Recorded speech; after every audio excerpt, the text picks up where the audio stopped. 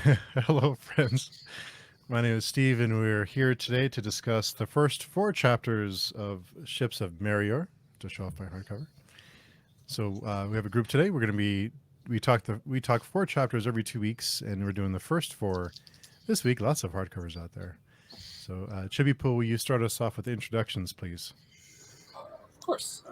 As always, I'm Chibi Poe. I'm a longtime reader of Jenny's works and these books here. I post some reviews here and there, and you know stuff on Twitter, and that's about it.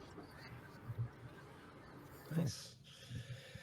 My name's Chris Moen. I sometimes make YouTube videos, sometimes appear on Steve's channel talking nonsense as far as kind of put it out. Not necessarily about me, but just in general as a theme. It's about ideas, and sometimes good, sometimes not. But yes, first time reader of this book and the series in general. Nice. Jared? My first time reading Ships of Merior 2. I'm a weekend warrior for a YouTube channel, and I'm enjoying this thoroughly. Nice. And Robin? Yeah, I'm Robin. I have a YouTube channel, Book and Biscuits, which I sometimes post to. And I guess a long time reader of Johnny Works because of her other series, but first time reader of this series and this book in particular. Enjoying it greatly, so looking forward to the discussions. Nice. And Varsha? Hi, I'm Varsha. I have a tiny YouTube channel called Reading by the Rainy Mountain, on which I also post very occasionally, but most recently not a lot. Yeah, that's pretty much it. I have read some other books by Danny Watts, and this is my first time through this series. Nice. So getting back into the series, I think the little break we had was a nice break, but I will say that these first few chapters felt it felt like a change of pace from maybe because the last book ended on such this intense note that these ones felt almost like you could relax a little bit. Yeah. And I found myself liking Darker a lot more in this one. It was a lot more fun. It was mostly, I didn't like him very much in the previous book, but I do now. Well, one thing I noticed right off the bat that this book doesn't have a prologue like most books do. Just starts right off the bat with chapter 1, and we're jumping right in like 5 years later, I think, from the end of the last book, and so there's a lot of like catching up that we have to do, and I noticed that it's like Steve said, it's a lot slower pace. There's a lot of us getting a sense of where they're at, and there's apparently there's some sort of peace that was brokered, I believe, and held since that last final battle, and yeah, and you see Dakar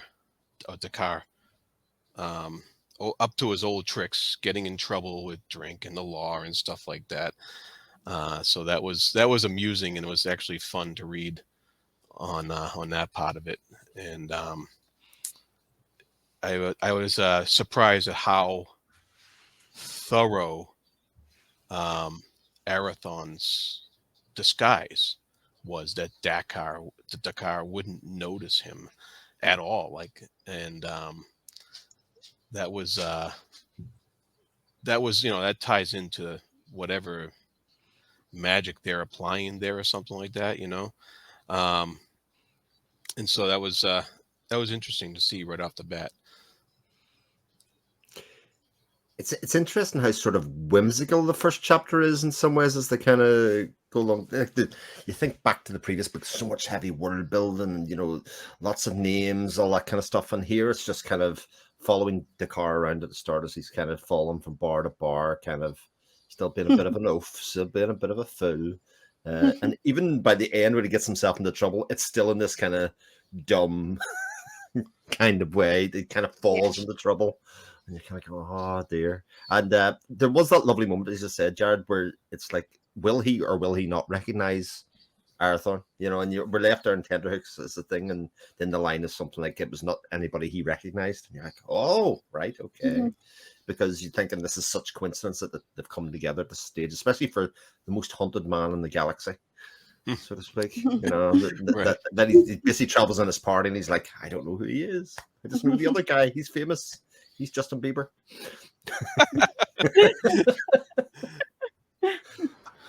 Now I'm gonna always have an image of Justin Bieber reading about him now. No. No. Yeah. I'm sorry. We can strike that from the record. Bruce Springsteen. I don't know. We gotta go for somebody else. I would actually, you might have missed it, but I'd actually say Dakar does realize it, just only when he's completely smashed drunk. Mm. Like subconsciously in his nightmares and whatnot, you see little bits there where, he's plagued by them. So he knows on some level, but he's kind of willfully denying that fact because he doesn't want to. He's just like whatever, it's like he can't possibly be him. This dude is obliging and nice, and Aerithon is an evil little bastard. It's interesting. I wondered how much of that was the magic play, maybe shadow magic, because he did seem to be figuring it out nearly step by step. That who is this guy, and he pulls back the hood and all the rest of it, and then almost it's like a veneer comes across him to say, "Oh, I don't know, could be anybody." I agree. I thought it was. Oh, okay. I was to say there's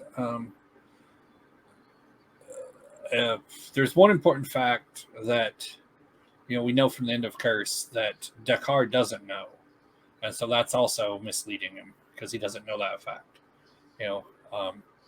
So when he triggers his mage sight and whatnot, expecting a reaction out of Aerithon, he's not going to get one, and so he's like, okay, this can't be Aerithon, but he doesn't know why he's not getting one. That's interesting. So did he not get a reaction out of Arathon because Arathon has lost his own mage sight, or was it because he was just schooling himself to not react? No, it was the mage sight. Yeah, he doesn't have that. So as far as Medlier could tell, Dakar was just waving his fingers in his face. I mean, Aerithon probably knew what he was doing, but just from reasoning it out. But Yeah, because I was going to say that was one of the things that I was thinking about, how he was keeping up his disguise, and I guess it must be from the other mages, because obviously it put in there quite a lot that he didn't have his power anymore, or that he occasionally felt it when he was playing, but apart from that, it wasn't around or hadn't come back yet. So it was interesting to see how that was being applied to him if it wasn't directly from him. So did Arathon lose his ability to weave shadow as well at the end of the last book, or just lose mage sight? Just mage sight. His access to and anything he can do with shadow still remains. He can't amplify it with magic, but he could I think he can affect color spectrum too. So he could absolutely. Oh, I see. Himself. Oh no, I missed that. I misgot that completely. I thought he'd lost like all of his abilities as part of the thing, not just part of it. But I obviously misread that. I think at the end of the last book, he was still weaving shadow, but after he had lost his mage sight, if I remember correctly, he was doing some magic, but he couldn't see the world at the level that mages could, I think. Okay. Well, that's good. That's clarified, because that could get very confusing for me. And was it explained how exactly he lost the mage sight? Was it by choice, or was it something that happened to him? I kind of missed that. At the end of during the fight at the end of Curse, there's a point where they get cornered by some headhunters, and he uses his mage gifts to unmake, as he puts it, a thing, which is an abuse of the talent, and it like feedback and shock, does damage to the pathways that he channels the magic through. So apparently they'll heal, but there may be something else that's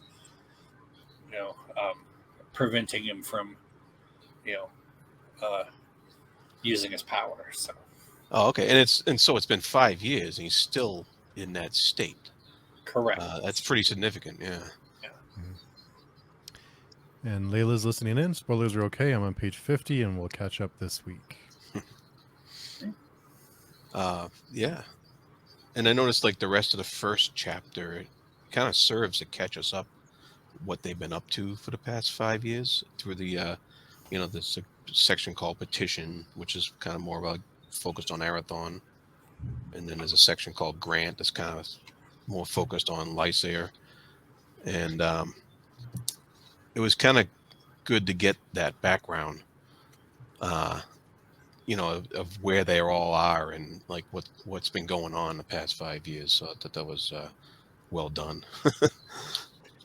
Yeah, I thought it was interesting because Arathorn, it's the contrast of two characters, isn't it? Arathorn's almost like living his best life.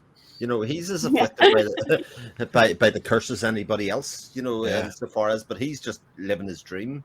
And I suppose Lysair is as well, but in a much more, dark and foreboding way than Arathorn. He's very prominent and kind of needs to get his face out there, whereas obviously, Arathorn's hiding for a lot from a lot of scrying eyes. As it turns out. It was quite interesting how you had like this whole entire kingdom, like he's the worst thing in the world, and he's doing, and we've got to smash him, we've got to kill him, and Arathorn's just there like no, living my dreams, don't even care about them. So yeah, it's a big difference. Yeah, I admit when I first while I was familiar with her stuff when I first picked the series up, this was actually my first book in the series. So I had not read Curse at all when I read this one. Oh wow! I just found it in a bookstore or somewhere, and I was like, "Oh, I know this artist and this author," because I'd read other stuff by her. So I was like, "Okay, I gotta get this." So I got it and I read it, and I read that copy until the cover was falling off. So it was a very That's awesome. very well loved copy, but it. It was like, I don't know who any of these people are or what's going on, except, this dude's being hunted down by these people for some reason. And I don't know. I was kind of like, I don't really like this blonde-haired guy. I think he's a twit. It's kind of my first impression of him. I'm like, okay, so he's sitting around in this town, comfortable and all, and sending people out to try to hunt down a dude who's just running around as a minstrel's apprentice. Right, but did you come back on that opinion a little bit when you got to the first book after that? I did come back a little bit, Yeah. But for a while, reading the series, I was, and I wouldn't say I'm necessarily a fan of him now, but I was not much of a fan of Lysair at all. I could I've kind of come around to where I really feel bad for him at this point. Yeah. It comes to one of the main talking points I have of these first 4 chapters. And Lysair, and this could just be me, I read him as a dictator here at the start, as somebody that's very hell-bent on ethnic cleansing. It's not just Arathon that he's looking to wipe out. Anybody that follows him, and he's used very much as the stick when he's trying to win support to say, all the ills that you have within your life are because of these people. It's very much like sort of Nazi Germany or something, where they were saying, actually, these are bad times that everybody's having, but it's because of these people. And if we can just root them out and side with me, then we do it. And you can see Lysair manipulates each different group that he goes to with a different version of his truth. And I thought that was really interesting how that was portrayed, because he's still sort of one of the main protagonists of the book that you're supposed to sort of root for, and you don't totally hate them. He still falls into that realm of, oh, we prefer Arathorn, but he's still somebody we're hoping comes good at the end and has a redemption arc and all of those things. So, well, that is a huge gambit he plays, basically going broke so he can try to manipulate somebody into raising an army for him. That's kind of That's a big play. Yeah, and that and it's like, okay. Yeah. I guess it's a big play as well because he doesn't necessarily know that they're not going to kill him. I know he assumes that they're not going to kill him, but really just to rely on the fact that they still think of him as their king in the future, it was quite a big gamble for that as well. Not just the fact that the town would give him an army, but the fact he would even survive the running in the pass anyway. So, yeah, big ask. Yeah. I wonder if he had guest honor, right? So maybe he sort of knew that they wouldn't kill him, but that's not true for the rest of his army. They had them completely trapped, so they could have killed every single one. They just stole from them, like, or took their stuff from them instead. Yeah. It I was a big also, risk. huge risk. I don't know, I can't remember her name, but the person who's like running the place in his stead currently, I like the way through the books there's a real importance or thought process on what she wears when she meets certain people. So like she wore that black one when she was meeting someone, and this one he picked out that she'd worn the significant that she was trying to give something away, but what she was wearing to him at that point as well. And I thought that was really interesting how she's kind of setting her presence by actually what she's wearing when she meets them. I thought it was an interesting detail I really liked. Yeah. And to add to that, like, it was also interesting that she wore the same thing, I think, both when she met Arathon's representatives and her own king as well, possible king. Yeah. Yeah, but There was sorry, go ahead. Go ahead, Portia. I was going to start a new topic, so maybe go ahead. Well, what I was going to say about Talith was, I think it's interesting. While he's sort of set up as the dictator, he uses her, and she's very much a willing member in his planning. You know, and what he's going to do. He's very much, and not using her in a way that he's controlling her. He's using her for what he sees as the right moment to use her, and has a very prominent role to play in the kingdom and in the setting up of his kingdom. Yeah. I think I have a feeling we haven't seen a lot of Talith yet, other than to be told that she's very beautiful. So I will talk about it later, but there was a point in this book when I decided I like Ilera. Like, there are some characters for whom I can pinpoint the specific location where I'm like, here's where I like this person. And I think I did that for Ilera this time, and I have a feeling I like Tanith later on. Yeah. I'll start a somewhat connected but newish topic. I think in the last book there were some points where it felt like Lyser's, sure, he's being cursed by the Mistrate and he's being used sort of to hurt Arathon. But there were some statements in there like, the Mistrate wouldn't have found room where there was none to manipulate Lyser this way. But I think there was something that the Fellowship discovered this time that feels like maybe it's a lot deeper than that maybe Lysa really is very helpless in how the Mistrate is controlling his mind or whatever, influencing how he behaves. So I thought that was interesting. So we got one perspective then, and then now it feels like a little bit of a, not necessarily pivot, but a different opinion into that. A little bit. It's more that as long as the further away you put things from involving Arathon, the more of its own self-awareness and the real person will shine through. But if it comes up to the topic of Arathon, or anything that he feels that Lysair feels is unjust, then that's where it's been completely twisted around. So it's like you gotta separate it away from that, and he gets to be more of who he's supposed to be. But now he's surrounded himself with an agenda that basically occupies his mind fully with Arathon, right? So yeah, Pretty maybe. much, and everything is a piece to, Mm, on the board to for the goal of making Arathon dead. yeah. So here's another question in that regard. Arathon knew that he was about to be cursed, so he knew to protect himself and knows not to react to, or knows to prevent himself from reacting whenever he has the urge to kill Lysair. But Lysair does not have that awareness. Do we think that Lysair would behave differently if he did know that this is a result of the curse and not his own sense of justice that's leading him in this direction?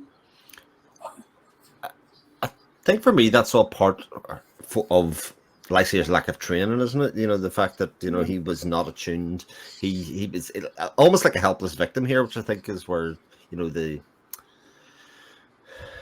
the idea that we feel sorry for Lysia comes from, was because it's not totally his fault. He just hadn't never been prepared for what actually happened to him. Whereas I actually love that scene within the 4th chapter of the book where they took apart and went back into the scran of it, and they nearly hit the pause button on the DVD and said, actually pause it here and zoom into this bit, and actually what do you see? I thought that was so cleverly done. They actually show the moment of it happening as they try and take apart and dissect actually what they could see from moment to moment. Yeah, I like the sorcerers. You get a look at what the sorcerers can do in that chapter and like what they're partially capable of. That was pretty cool. And we got to remember also that Lysaia is also very young still, even though it's 5 years later. He's still a young man, and it's But, as I know, young men are prone to mistakes. he'd be 31 or 32 at this point, right around there. Maybe, yeah. Because he was in upwards of 25 when the story started. So Yeah, was it Arathon that was like 24? He's a bit or younger. thereabouts. Arathon was about 3 Arathon's years. younger, right? Yeah, I remember Janie saying somebody was 24 or something like that. I forget who it was, but As far as Varsha's question, I'm just going to say spoilers. Okay. That's probably what it's going. Okay, That will, be something that comes up. that's at- interesting. Yeah, so That's really good. Yeah, I'm pleased about that, because at the moment it would be nice to see some conflict in him. Because at the moment he's just down that alleyway. He's running full tilt ahead. It would be nice to have a little conflict in him, I think, to bring it back to like, oh God, what have I done? Sort of thing. I think I would enjoy that. So it would be good if we see that in the future. if you consider them one book, then if you're looking at the hardcover, you'll see some of that within this volume. If you're looking at the hardcover, if you're not looking at the hardcover, then you'll see it in a little bit of it in Warhost. Oh yeah, because they're split, aren't they? Yeah. Yeah. Okay. Paperback, and then Yeah, I do like how we go to revisit scenes and it not feel like the wool was pulled over our eyes the first time. Because it'd be very easy to kind of say, oh, yeah, you do miss this, or like revisionist history, of going back and revisiting it. No, we only had one angle of looking at it, and then coming to revisit things that happened can feel fresh then, and just feel like, oh, this is just new information. This gives me insight into either thought processes or what people could do or who was controlling the situation. But chapter 2 gave us a very good contrast, because we see what Lysaia is up to as far as chasing down this evil shadow sorcerer that he proclaims. But then we see Halloran sing this song that's a complete opposite story of what Lysaia is pushing, and I love how that was done with when we had that song in there that's sung to this bar that doesn't seem very receptive to what he's saying. They just like the song, but he's saying pretty much the opposite. He's praising Arathon and not Lysair, whereas the normal news being put out by Lysayers that Arathon needs to be taken down. So that was very cool, I thought, especially since, then that guy goes and gets them all in trouble as well. But after that,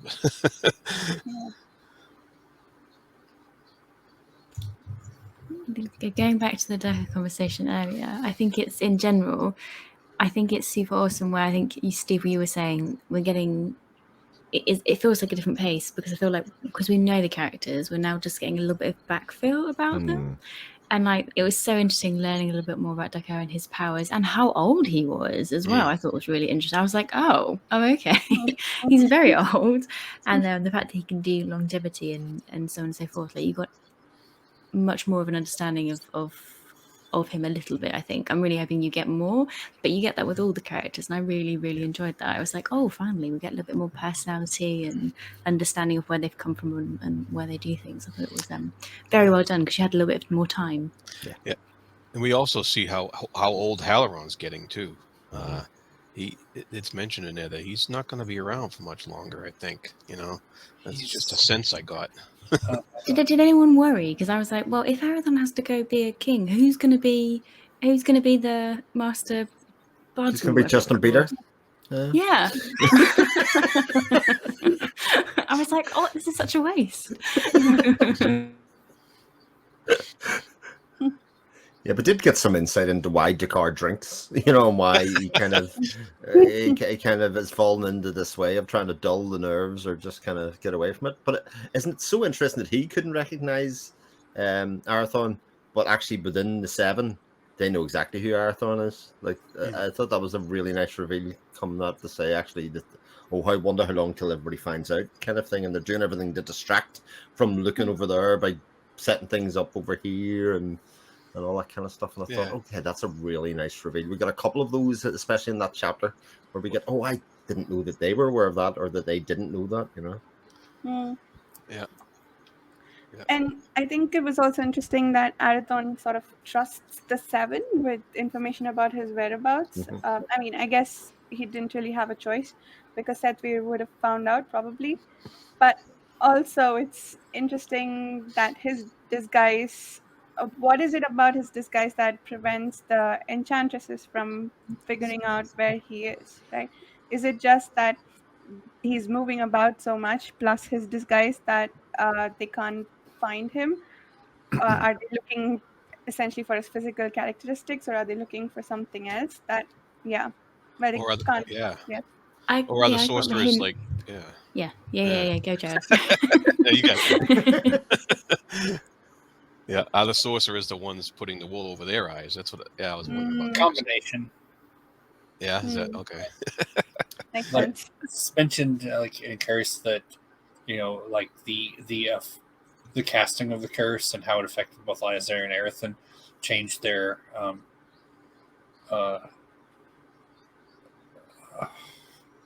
spiritual pattern, whatever term you want to use for it, and affected that. So, the Coriani are looking for one thing, but usually looking in the wrong place. Plus, the seven throwing up, it's like, oh, well, we're doing this over here, but it has nothing to do with you, but it's going to screw up your thing. And they're like, and she's like, oh, there was, inadvertent interference from them. I'm like, wow, you have no idea. They wrecked your thing on purpose. Right. And there's also not the big outpourings of power that they're probably looking for from Marathon. Somebody who's as powerful as he is. They mentioned about Dakar's even manipulation of the bugs, I suppose, whatever way you want to talk about it, how that could have drawn attention. They kind of float that idea in there. And if he's literally only very sparingly playing the guitar or not playing the guitar or the ramp as it is, then there's none of that to be found. He's just a dude. Just a dude. Just a dude. Has Ilera seen Arathon play? Because I can't remember if that was in the thing that they did at the end of the book, when the enchantresses found out information about Arathon. Did they also know that he was a good musician?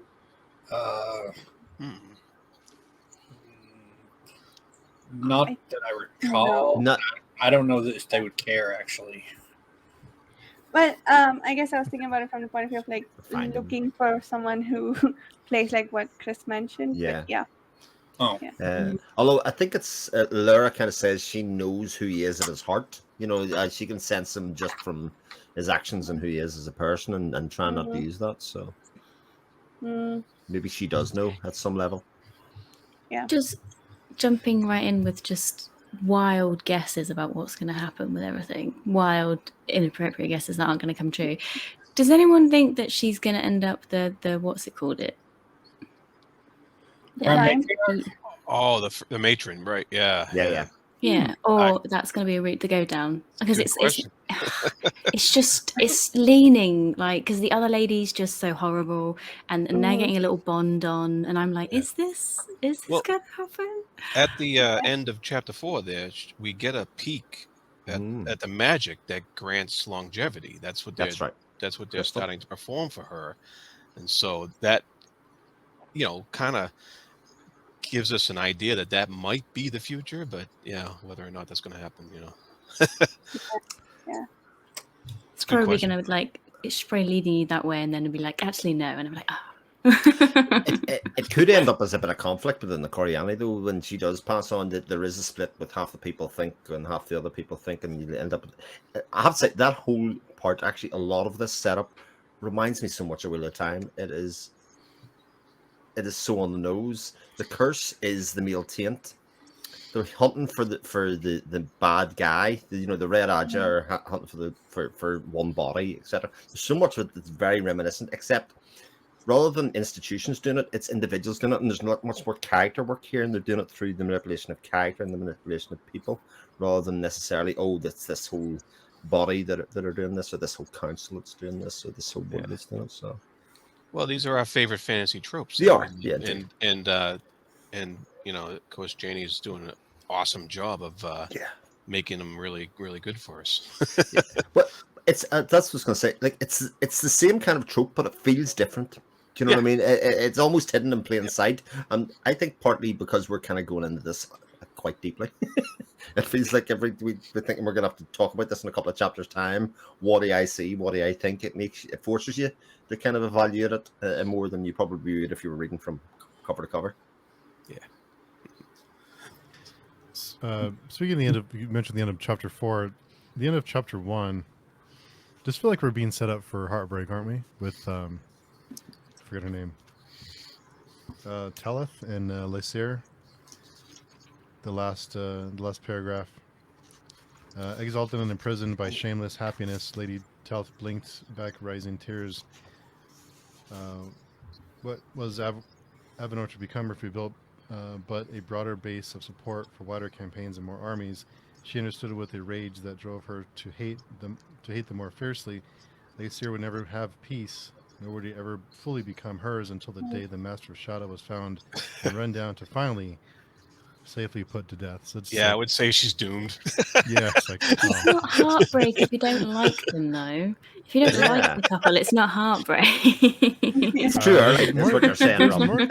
There's more couples we don't like that, other series. But no, definitely. I think that romance is not going to end well. But I'm like, well, she probably deserves it. I don't know. She made her choices. She wore the black dress, right? She knew. Yeah. I cannot say anything. Oh, geez, yeah. Of course not. I'm not saying anything. I'm not confirming. I'm not denying. If I say anything, I will say of the characters we've seen so far, the 3 that I think get a lot of important focus across ships and Warhost, if you're reading them that way, are Elara, Talith, and Dakar. We have the others, of course, Erethan and Lysair and others, but there's a lot of interesting developments across the entirety of arc 2 for those 3. Mm. Good. Yeah, I thought over the course of these 160 odd pages in the paperback, we spent very little time with Lysair and Arathon, like just hanging out with them. It was mostly all the other characters. I thought that was interesting. But, yeah. And also welcome, because they're the people that we've seen least in the first book. We've seen a lot of Yeah. Lysair and Arathon. Yeah. Yep. Yeah. And one I thing I like. Oh, sorry, go ahead. No, you go. You go. I was gonna say, one thing that I do like is when you do see Lysair and Arathon, a lot of it, you're not in their head. You're seeing them through the lens of somebody else. That's true. It's especially prominent here, and it's really, really interesting. I mean, there are moments you'll get into their head, for sure, but you just the take is like, oh yeah, no, we're seeing Arathon through Dakar's point of view, which is understandably biased and so forth, and or Lysair through Talith's eyes, and so on. Yeah. And I really like the way she does that. Yeah, she doesn't box us in with point of view. She gives us the story that she needs to give us. I noticed that. I notice a trend nowadays to have these strict point of view chapters and stuff like that. But she really gives us everything we need as far as to bring that story forth. I like the style. Yeah. And that, sorry, go ahead. go ahead, Varsha. No. I was going to say, on that subject, in the scene where they cast strands again, last time we saw it through Dakar's point of view, and this time through Varain. That's his name, right? Yes. Mm-hmm. And so I was thinking, we see it through the point of view of someone far less powerful than one of the Fellowship sorcerers. So we get only the information that A, they think is important, and B, is probably vastly incomplete, because I think there's a thing at the end of the previous book when Trade tells Ilera that she's significant to Arathon's well-being or whatever, but we don't see any of that when they cast the strands from Dakar's point of view, right? So I thought that was interesting, because we get a lot of information, but it's still pretty incomplete. Maybe we'll find out more from both the castings later on. Yeah. Yeah, that's a good point. Yep. And it's also revealed how they know some of these things. When they do this prediction in the future, we see that it's through the scrying. They can kind of just take the herbs and kind of do that, and see some point in the future, and then say, actually, well, we see you there at this stage, or that you are holding him or something. That would give it away. And it does kind of mean, a bit like Jared said, that every time we get a new point of view or another way to look at it, it can very skillfully just be given to us as just another layer, another bit of the story, or another bit of the motivation, without it feeling like a cheat. I really, really adored the part where we've got them all coming together, where they go visit the V guy. I can't remember his name. Varain? Yeah, with the cats. I loved the whole way that scene was done, down to like the food, down to having the tea ready, their interactions, the discussions they were having. I thought that was so like cozy and awesome, and it gave again loads of information. Like they told you how crazy dangerous the scrying is, which I think was alluded to previously, but then they highlight it by saying that the ethereal, again I'm terrible with names, but he died. That's how he lost his corporeal form. Like, that's how he where, because that's how he became the incorporeal. Can't say that word either. I'm doing really well. And that's how he lost it, which I think I didn't realize, because if you think Arathon just scries randomly in the forest before the fight, and how much of a risk was he taking? Like, he could have died during that scrying and it just wouldn't have lasted how it did. So I thought there's all these things she just drops in, and you're just like, oh my god. And then but I like the cats and the wizards, because I thought that was just the way they did that whole scene was just brilliant. How they bounced off of each other and the discussions, that was probably my favorite part. Yeah, so really good. It's like, these guys are colleagues who've known each other for a very, very long time. Yep. But it's something I thought of as, a lot of people like, when they ask about the magic and everything, and how it just sort of slides under the radar, that how immensely powerful these guys are. And I thought about it, and I realized that it's because it's to them, when you look at it for like the Seven and everything, it's not an impressive, crazy, from their point of view, it's nothing out of the ordinary. It's just right. stuff they can do. So they don't, what would seem absolutely terrifying to, someone who can't do that. To them, it's like, yeah, well, I don't know, this is Tuesday. I kind of feel it's like, I mean, not to say they take it lightly, but it's a thing that they're used to. Yeah. So they don't think of it in the same terms. But they prepare accordingly. Like, it is a dangerous thing, but they are prepared. They are worried for each other. They know that it could go wrong, but actually within safe hands and know where to push, they are comfortable within it. Yeah. And I think that's another thing that, seeing the casting, at least from Dakar and Varaine's point of view, gives us, is the sense of how powerful the magic is that they're doing at that moment, and also the risks that they are taking also, I suppose. Yeah. It was also a good contrast between Varaine and Dakar, and how they approached the scrying, because Dakar was kind of just all over the place, and you could see someone who takes their training a little more seriously is a lot more grounded. And wasn't like going off on random tangents and needing someone to, put a hand on his shoulder and hey, focus. Yeah. I think one of the most interesting things about that whole chapter 4 is that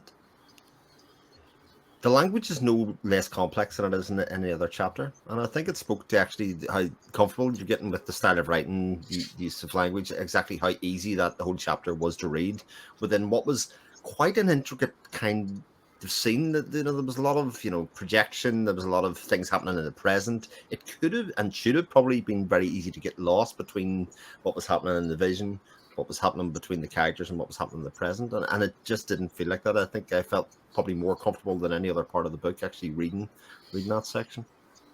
Yeah, I agree. And I think that was one of my favorite chapters so far, because we got to see the Fellowship in a lot closer detail. Yeah. And I guess the camaraderie between them as well. Yeah. And a lot of information that we got about the world, like the fact that what you mentioned earlier, Robin, that Cardamon didn't voluntarily become incorporeal. I thought that was a decision you could take. Maybe it is, but yeah, that's, and I guess it seems to be a farm that they don't necessarily want to be in. Yeah, even though it apparently gives them advantages, like they can go out into the stars.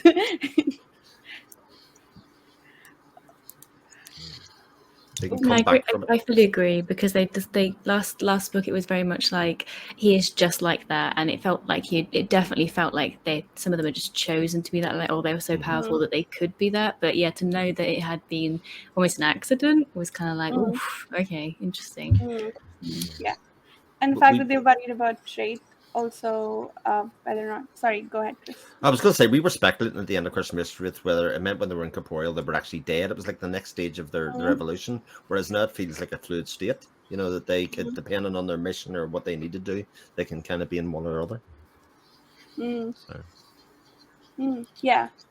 At least if they still have their bodies, but yes, it indeed. seems like you can lose it.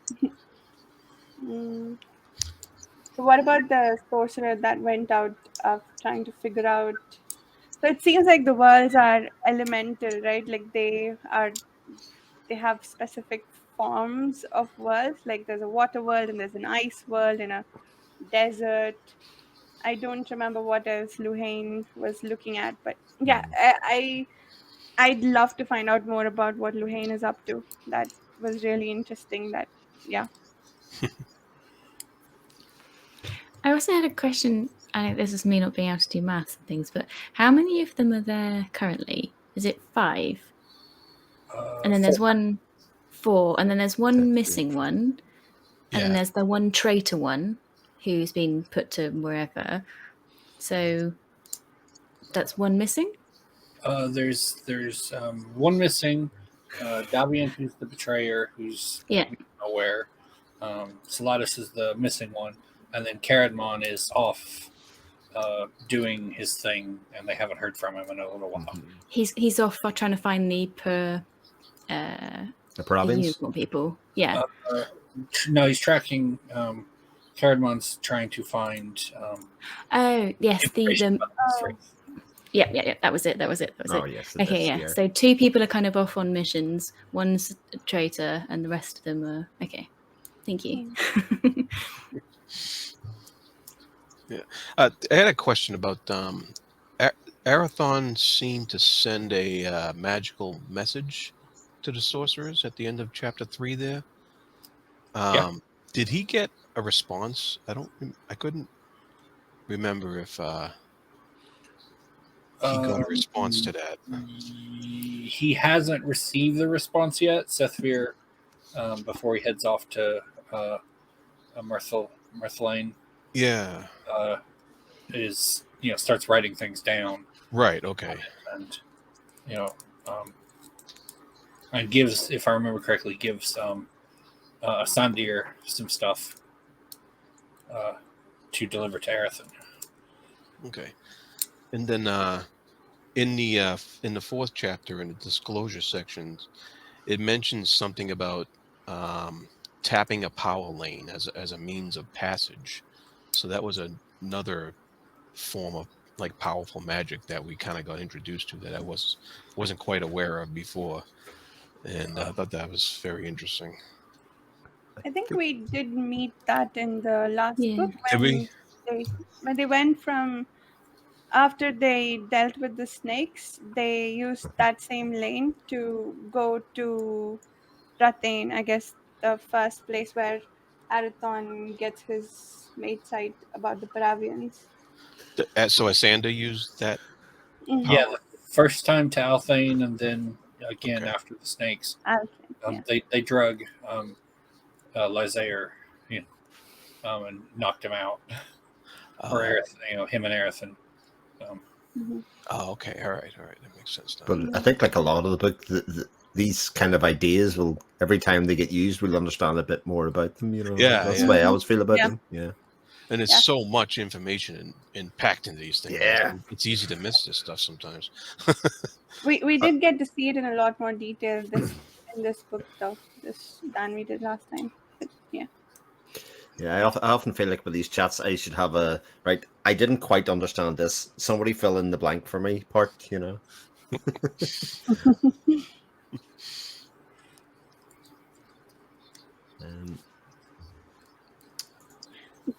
Trying to remember I guess the scrying into the past with the Myrtlewane snakes, the hate rates, that was very interesting. And I guess they similarly, so they did say that they are different than the mist rate, but I didn't fully understand how. I don't know if I missed that or if it wasn't explained. On which bit, when the mist wraith was transferring into, or the curse was being enacted at that part, Farsha? The bit that I took from that is that it's hacked the individual. They were looking to see whether it would go down through generations if they had children, whether it would, it was part of the genetic makeup, or whether they were surprised to find that it was just attached to the individual and to the sense of person and the sense of self, which I think is why they were kind of looking at, they were looking at separation. So if we actually rip this thing out, what will happen, Lysair, what will happen, Arathon? And the idea was that they will be dead. Now, in my eyes, this is my engineering head coming on. Well, what else can you try there? Well, you've got to bring them close to death and see if the mist wraith will try and survive. That's where I think that's going. Right? Oh, that's so cool. Are we doing experiments on them now? Well, they were doing experiment in the little plot with the frogs and all the rest of it. They were basically saying if we inject these people in and we try and separate them, actually what happens, then the thing just dies, essentially. But they didn't do any more experiments after that. But I think that's the thing the experiment with next. Bring it close to death does Does the Mistwraith actually being alive want to live and therefore leave? That would be my guess. Well, Layla had they pulled the wraith out of Lysair, so no one's possessed at this point. They've just been cursed in Erethan's case. Yeah. That's the curse. Yes, Twisted up. that's right. And a big mess with Lysair, as far as we know. Yeah. And Layla had a question about what is everyone's view of the portrayal of the prophecy in the series so far, reliable or not?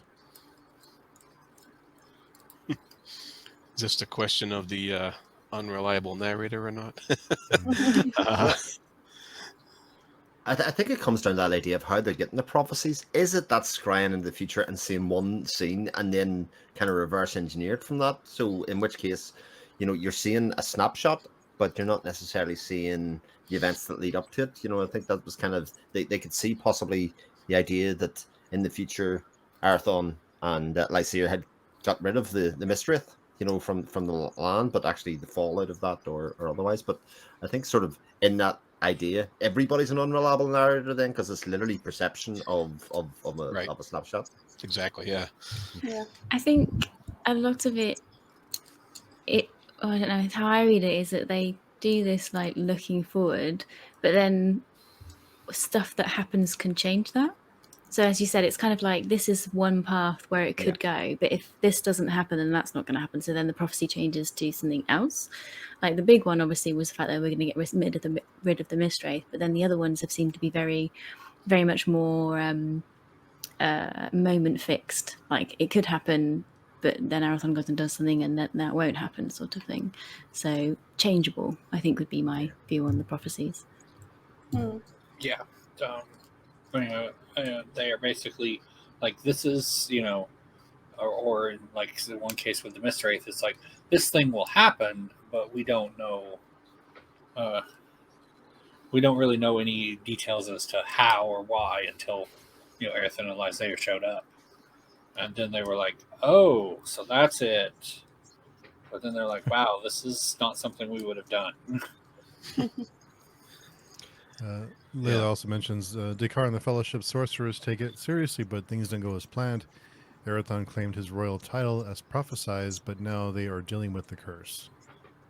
Right. That royal title hasn't been all it's cracked up to be. Well, I would be curious, with as far as Erethan though, would you say he's embraced kingship? Because the specific words were, this will take root on the day that Erethan's the Fallen embraces kingship. And I don't think so. Yeah. I don't know. I wouldn't say that he's really doing much embracing of kingship in this book.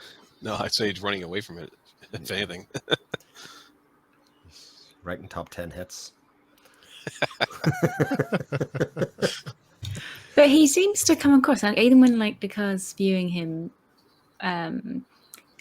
he's obviously, like you said at the beginning, Steve, he's coming across as a much nicer person, more relaxed, more happy. Like, is that just him when he hasn't got any of this responsibility looming over him? Because it seems like since when he was very young, he's had a lot of this, because he was like one of those like high performers, had a lot of, his dad was this, his dad was that, and now he's like just chilling, doing his own thing. Is that just him in his happy bubble? Like, is that him normally? Yeah, I mean, obviously he's not entirely free of, but yeah, that's a good insight into just him as, if he didn't have any of this, weighing down on him. And Layla's wondering if Dakar is a chaos agent or a sage. Yes. Why not both? Why not both? Chaos. Yeah. Dakar as a sage. Well, Really? no, we haven't brought him up, and he doesn't appear much in this one, but he was, there briefly in one scene at the first chapter. Well, what did everybody think to see our Earl of the North all grown up with Jirrit? Oh, yes. right, yeah. Yeah. That was Uh, interesting, yeah. Yeah, and he's also referred to by Minelle, is it? As well as when she's talking to Lycia as well, she talks about Jarrett, and actually that disappointed me a little bit because I actually hoped Minelle was going to be a somebody that wasn't involved but seen the truth for what it was. You know, Lycia was saying, "Oh, this is what's happening." She said, "Well, actually, I don't see that," but actually, it turns out she is in contact with Arathorn and with Jarrett, and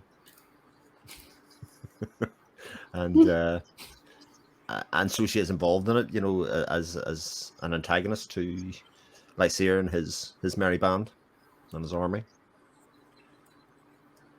Yeah, we fell into the another example of the oh yeah, if you're not with me, then oh yeah, you're just deluded. Mm-hmm. Everybody has to pick a side. Yeah.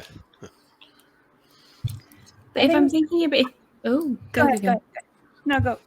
Okay. I see. Jared was the person that is essentially Arathon did the brother thing with, right? In the last book. The bonding, yeah. And then in this book, he's the guy that's now leading the group of people that are getting hunted, essentially. Like, The fact that he's still doing that and still kind of, I guess I know he's being persecuted, but he's still doing it and still holds Arathon in somewhat a good stead, even though he knows he's not around, he's missing. His viewpoint or how he portrayed his feelings about Arathon was kind of still friendly, even though I guess Arathon's just dumped this on them and left. He still kind of seemed to understand it, which I thought was quite interesting. Yeah. And there wasn't a lot of description of this, but we get the sense that he had some difficult growing up to do, which we would have expected based on what happened at the end of the last book. But I love how little room it took to tell us, catch us up to him, tell us he's had a difficult life so far, and show what a strong man he has become or is about to become. So yeah, I really like that scene. Yeah, very well done. Yeah.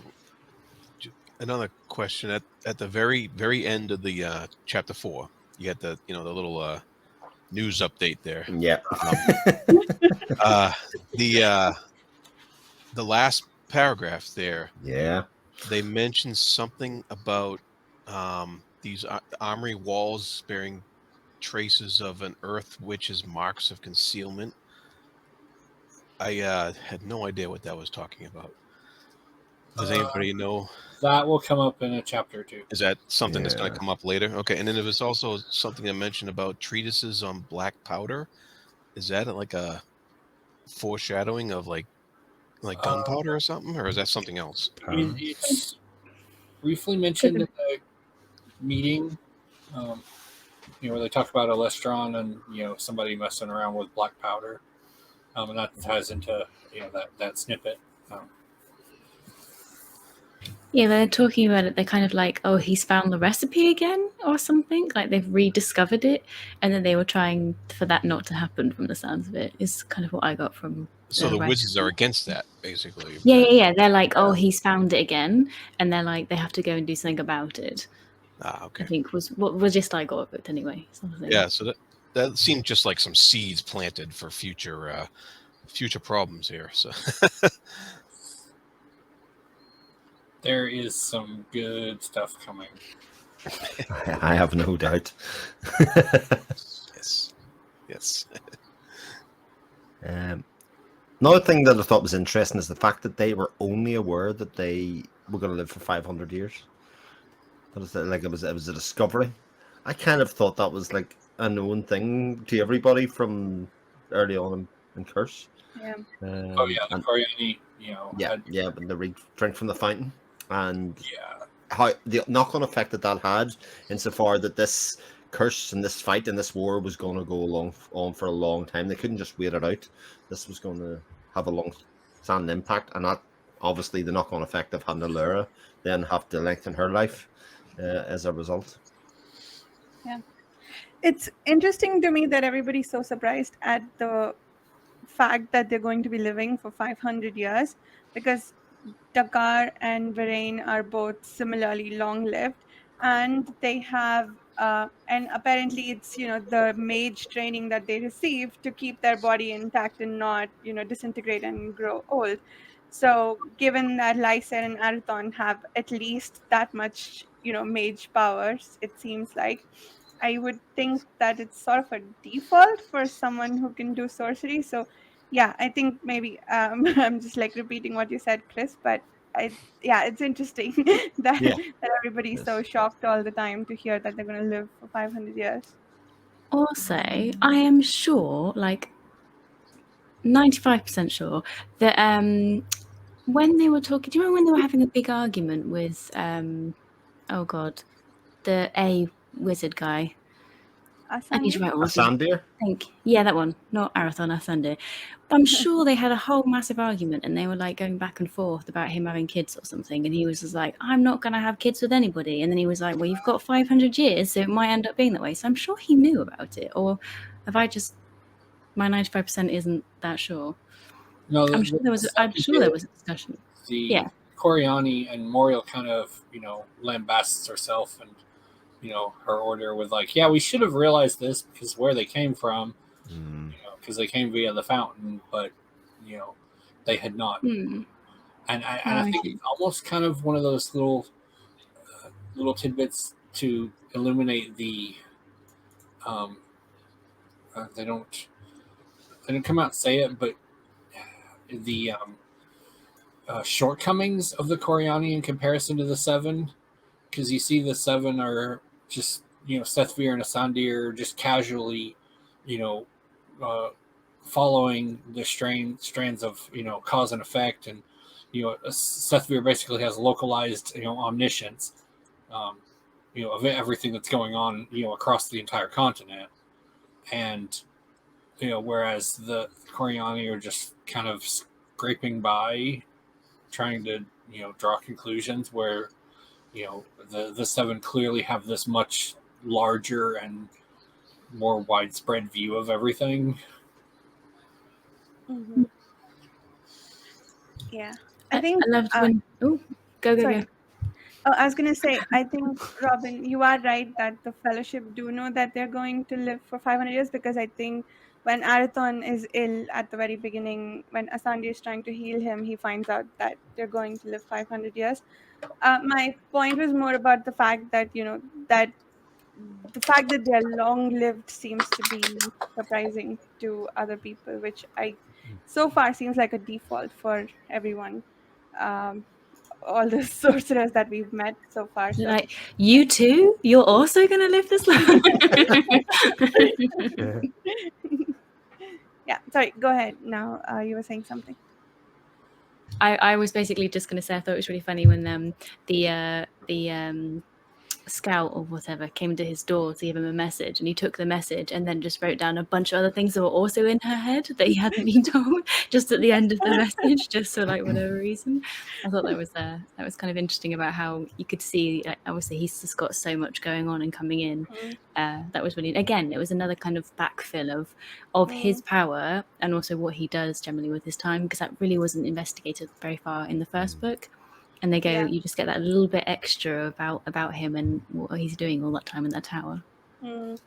Yeah, it's really interesting. I think there's a nice contrast, I want to call it, between how powerful the magic is that the Fellowship can do, but how gently it is explained to us, like with the strands and everything. It's like a lot of like slow magical work, but on a very powerful scale. So even at that level, the fact that all this magic takes so long to cast, it's really interesting. I think, yeah, that haven't really seen that kind of thing done before. Magic is usually short and very what's what I'm looking for. I don't know, but hopefully you know what I mean. Flashy, yes, that's the word I wanted. And it's like they can do that, but for them it's mostly like very, very light touch.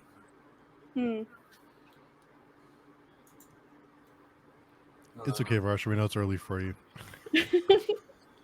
Good morning. Well, I gotta say, I had to exercise some extreme restraint not to keep reading past chapter 4. I am sitting here with. I'm honestly can't wait for the next meeting because we stopped at chapter 4, and I'm like, oh, Because I'll be continuing on definitely it's so good. tonight. Yeah. And there's been It felt things like that people have said, and I'm like, no, I can't say anything. I can't say anything. They will get answers. it feels like we've reached a bit of a tipping point though. Like I feel like the fun is going to be over very soon and things are going to get difficult. You may be onto something there. Depends on your definition of fun. Fun, yeah. But I think it is interesting. Every time we come to a set of 4 chapters, it feels like one of like the perfect stopping point a lot of the time. You know, these 4 Yeah. chapter runs. Maybe it's that each chapter is so complete in itself Yeah. that any Yeah. stopping anywhere would be a good stopping point. I think these chapters are quite unusual as to what I'm used to because they're quite chunky and they have subsections almost. So it's like it's not really a chapter as such, is how I find it. It's really weird. It's like a section and then you move on Yeah. to the next section. I think that's it's completely different how I've read other books before. I'm enjoying it immensely, but it is they're very total in their each bit. So I think I go with you, Vash. I think whatever kind of section or chapter you finish on is almost a good place to bring it to a discussion. Yeah, that seems to be her style and what people need to get used to when they're reading her stuff, and it feeds into her style, and it's I enjoy it a lot. I can't wait to get going tonight. Because you read something like The Expanse, and The Expanse has a chapter every like 5 pages. And you Yeah, don't- but you know, it's almost for The Expanse. At least you'd be like, oh, I can read a chapter before bed, because on this one, if you read a chapter before bed, you'd be up until Varsha now.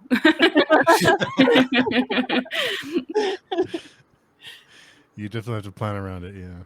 Yeah.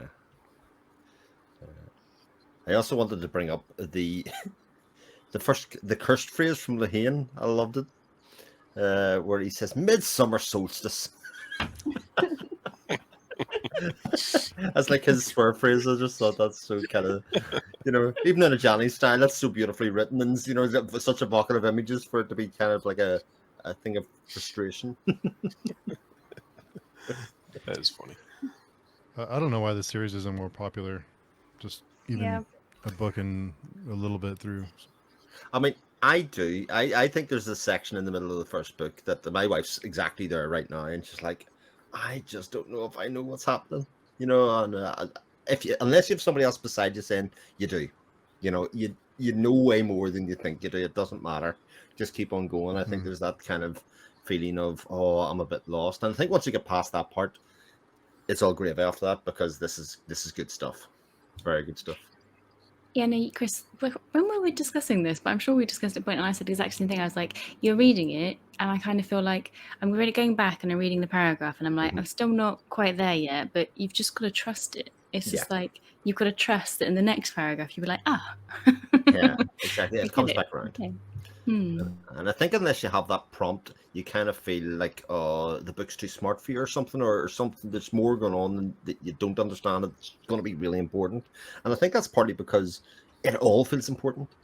And it's only when we get through to this point that, and one of the things I took away from speaking to Johnny was, it'll come back around again. Don't worry about it. Don't fascinate it on the fact that the lane situation, that there are different lanes. It's coming back again. The magic of the fellowship, it's coming back again. You're going to get a bit more exploration, a bit more depth that'll add into it, and then you'll go, oh, I understand this a little bit more, and then you go.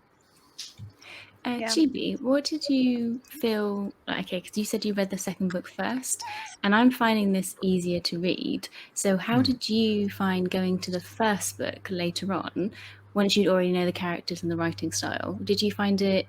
Do you think you would have found it harder the other way around? I don't think I would have.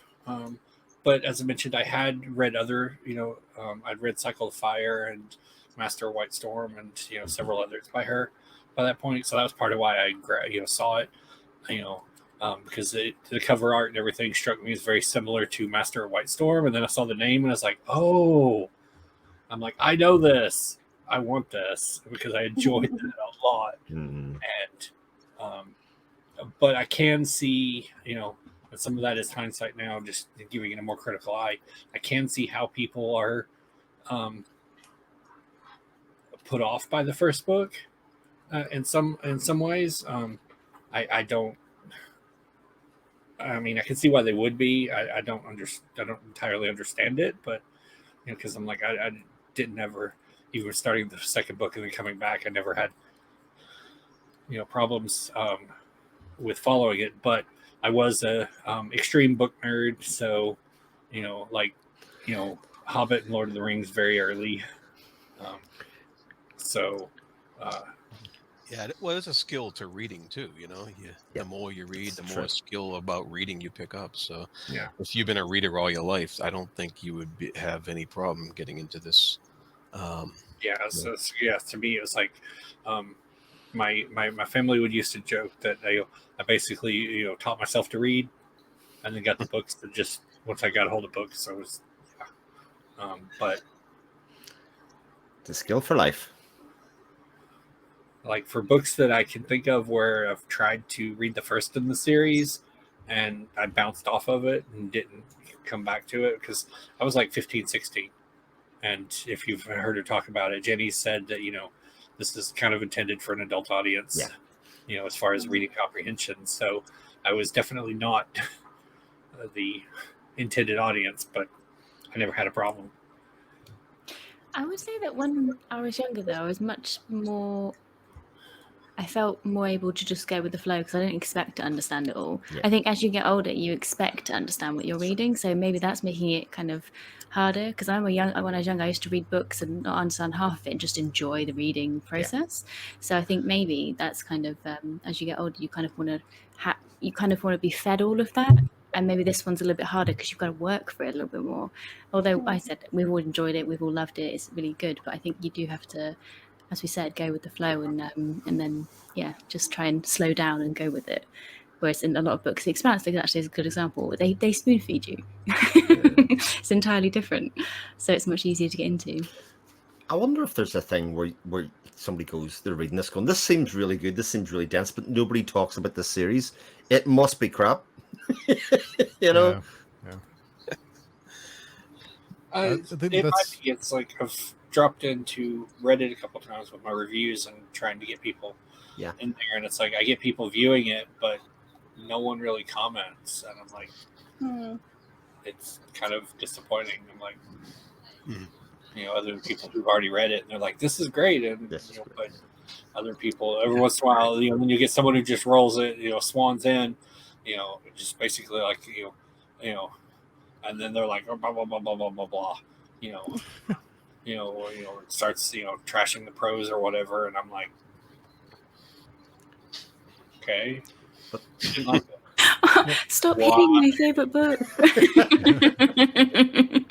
But we live in a world where the most popular fantasy series are enormous, epic, like quite dense. I mean, is Sanderson dense? You think? I think that's probably the most popular. Would you consider that dense? He's definitely not, but I'm thinking more Jordan. Sanderson's easy to read. I'm thinking, Erickson and, any of the really big, massive, long tomes that sort of mirror this in sort of length, if nothing else. Sort of most popular is probably Martin, but that's true. But he's not finished either, so maybe he goes there. Because I think certain places like Reddit or certain areas have like their favorite books that they're like. Certain series get a lot of attention and like constantly, even after you read them, they get lots of attention. I think with Malazan, just because I think it's a good series to compare to this one. I think because you don't know what's happening, like you have to just go with it. Like Robin said, you have to just like. That was a good point too. Like, I think we get into a certain rhythm and we want to know certain things before we keep going, but just letting go. And I think people encouraging other people to read Malazan and say, you're not going to get it. Just keep going. Yeah. I think this series needs people like that just to say, look, you may not understand. It'll pay off. Just keep reading. So, maybe things like this will help, but it's possible. Malazan to me also kind of shows its origins in having been a role-playing campaign. Because because you have these moments where you have these some of these characters that quite obviously show their this was someone's player character, or started out as someone's player character. And I don't want to disparage his work because I've read most of them, and I didn't I didn't dislike it, but I just there's certain things there you can definitely see, and it's just sort of like you get them like it's one kind of just veering off here for a second, but it's one chapter. When I found out about the RPG thing, and and then I think of a scene with Quick Ben, I think it is the character. Yeah. And he meets Bashaline and Corbel Broach, Mhm. and he has this fight with them. And when I found out about the RPG thing, I'm like, oh, I can totally see the, all the hallmarks of this having been an RPG campaign all over the entire scene. It was a cool scene, but I'm like this, yeah. So it has I don't know, lots of moments of here's a really cool thing that's happening, and I don't know, people like that. I agree. I don't think Sanderson is very dense, though. No. I think Sanderson needs an editor, at least as far as Stormlight goes. But that's neither here nor there. He's not trying to write these books, though. That's not his No, intent. yeah. It is not to write anything as deliberate as this. Yeah. I mean, and with Malazan, those scenes, that scene you're talking about, are pretty few and far between. It's just them having fun. It doesn't, the rest of the series there's a lot more to it. But yeah, I agree with Wirtz. I just think that's one of the things that I wish more people would go on about is that same kind of fervor and saying, hey, just stick with it. You're going to get it. And it's going to be rewarding when you're done. Yeah. That's the thing. It's going to be rewarding. It's going to give you that sense of that aesthetic reaction that you're looking for, I think going into this one, not having someone to help you along, like things going into this book blind and going into Malazan, I think this is a lot less confusing than Malazan is. A lot less confusing. Yeah, it doesn't throw fantasy like it uses new world terminology very sparingly, I think, and when it does, it's pretty clear from the context what it is. So I don't know of any reason to not really follow along very well, at least in the beginning, except for like maybe a harder vocabulary than we might be used to. But it's not confusing in the way other fantasy books might be, where it's just a lot of words that you don't understand. Like that's one of the reasons like people tend to find Malazan confusing in the beginning, is just it's a lot of words that we don't understand. Like what does a warden mean, what is that? And I didn't feel like that reading these books, so they're not even very difficult to follow world building wise. So yeah. No, not at all. Yeah. I agree with that. Yeah, I think it's more of a style that people need to get used to, and I think once you do, it's awesome. I love her style. What's the? It's not instant gratification. No. Yeah. Yeah. That's true. But it doesn't have a long run. Like I'd say by 14, 15 chapters in, and you get to the end of the first book, you're like, right, okay, I'm in this. Like I can read this quite easily. I could, there's this is really That's only like 80 pages in The Expanse. Yeah, you have a pretty good sense of things. Like just using the Malazan comparison, as I read through them, I was like, what is this? Where am I? What is even happening? I was like, am I in the past, present? I don't understand. I'm on a whole other continent. Who are these people? I was just reading about these other guys the last book, and now I'm somewhere else entirely. And I did half the time I was like, I don't understand how any of this ties together, because it just seems like there was just more and more stuff being thrown at me. And yeah, Wirtz isn't doing that. She's telling you a story, and it's very tightly focused. It's very tightly focused, yeah. And Malazan, that's by design, partially. So it's a different experience. Yeah, Varsha's gonna have a lot of work on her hands when we start here in July. Lots of questions for Varsha. I don't know if you're up for it, Varsha. It's going to be a lot. So I'm gonna see how much I understand on my second read through. Hopefully a lot more than the first, but also I can freely Google things when I finish the series. So That's true. Yeah, that's true. It's going to be a lot of fun. I'm looking forward to that. For those who don't know, just to pitch it really quick, Varsha will be our guide. So on her channel, we're going to restart Malazan here in July or so, and we're going to be meeting. We're not sure how often, but a very relaxed reading pace to read Malazan. So anyone who's interested, it's going to be an undertaking, but it's going to be fun. yeah, it's my favorite series so far of all the ones I've read. So I'm really excited to be able to talk about it the way we're doing this one. Yeah, it's It's fun. going to be good. Yeah. So anything else from these first four that you guys can think of? All talked out. Yeah, I think so. Jared just needs the stream to end so they can go straight into picking up chapter 5. It's like all talked out, need more to read now.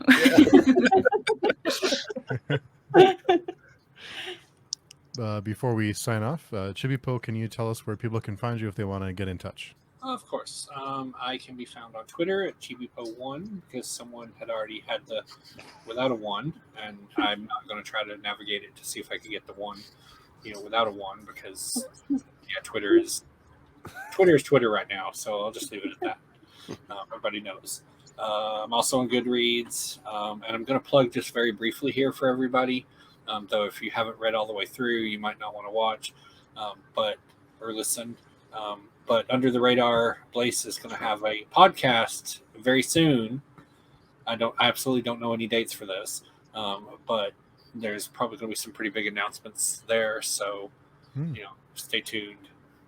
Very soon. Very, very soon. That's all for me. Nice.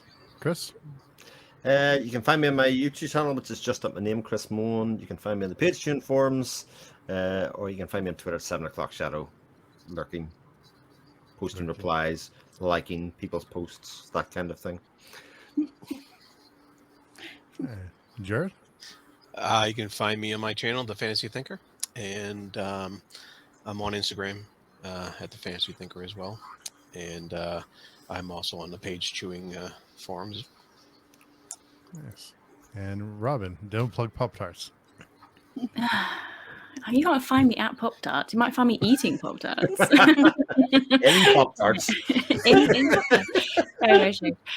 Yeah, you can find me at Bookends and Biscuits, my YouTube channel, or Bookend Biscuit, just singular, on Twitter, where I'm relatively active. I am on Instagram, but I think we've discussed before, don't really go on there a lot, or on Page Chewing forums, which are awesome. So yeah. And Varsha with the best outro ever. You can find me on my YouTube channel, Reading by the Rainy Mountain, and more direct ways to reach me on the About page. Nice. Just our friend Layla couldn't make it today on stream. Layla Gaushi just want to plug her YouTube channel at Ballady Magazine. Be sure and go by and subscribe, and also Ballady Magazine on Twitter, or Layla Gaushi on Twitter as well. Be sure and check it out. Lots of great stuff over there. So hopefully Layla can join the next one. So until in 2 weeks, we'll be discussing 5 through 9. Yep. And 5, 6. math is hard. Is it 8 or 9? 8, 5. I think it's 8. 5, 6, 7, 8. 5 through 8. Okay. 5 through 8. Sorry. Jeez. So anyway. You should do more streams in a day, Steve. This doesn't seem like enough. No, I really shouldn't. Yeah. That You won't even talk for 6 hours. that Baker stream was something. So Oh, yeah, boy. that was a fun one. But so anyway, go ahead, the Jacob. thumbnail for your channel update that you posted earlier, where you're holding the hardback of Ships, and you just got this little smug look on your face. You're like, "Yeah, I have a hardcover." And you Yeah. I have to, I gotta show it off when I can. got to flex. Yeah, gotta flex when I can. Yeah. So thanks again, everyone, and we will see everyone here in 2 weeks for the next 4 chapters, and looking forward to it. So we'll see everyone then. See you then. Thanks. Bye.